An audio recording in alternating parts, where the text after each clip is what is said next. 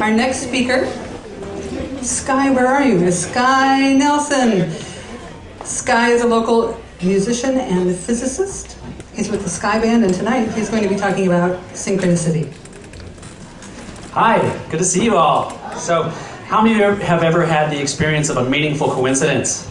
You run into somebody at just the right moment, at just the right time, you're in the right place. Well, we're going to talk about synchronicity, the science of good luck. So, there are a couple types of good luck. We're going to talk about the type that's a meaningful coincidence. Not you're going to Vegas and you think that science is somehow going to make you able to get a full house in your poker hand and win $1 million. Science can't do that. That's pure luck. You can never get around that. We're going to talk about meaningful coincidence, like you're looking for a job, you go to a party, you're talking to a friend, and they suddenly tell you, oh, you know what? Somebody at our job just quit doing exactly what you're doing. You should apply. You know, and then suddenly you're applying to this job and you get a job, and it's very exciting. That's meaningful coincidence. So, good example of this, you might know him. Harrison Ford was the carpenter on the set of Star Wars when they were auditioning for Han Solo and for all the parts. And they asked him to read the part of Han Solo to help out the other actors when they were auditioning. And they liked it so much that they said he should be it. And they hired him to do the job. He was obviously awesome.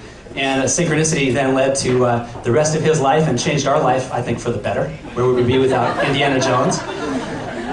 So synchronicity can really change things, and we're going to use science to talk about that. Quantum mechanics is going to help us, and time travel, in a sense. Not really time travel the way you're used to thinking about it.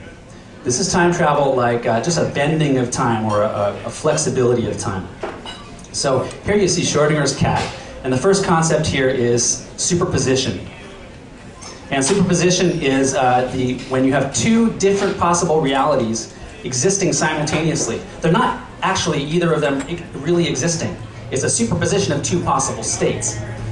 Here we have Homer Simpson lying on a couch and eating donuts. A very happy superposition of possible states. So you can definitely imagine him doing one of these two things, but can you imagine him doing possibly both at the same time? Well, the reason you can't is because every time you look at something, you observe it. And when you observe it, you make it determine its state. So his state is now determined. He's no longer in a superposition because we've observed him. And once we do that, he's in this one state. So let's look at an example of how this works in action and creates the synchronicity. You have Bart being beat up after school by a bully, and the bully steals his clothes, and Bart has to get home on his skateboard as fast as he can. And he's got to go through downtown, which, as you know, when you're a teenager, that kind of sucks.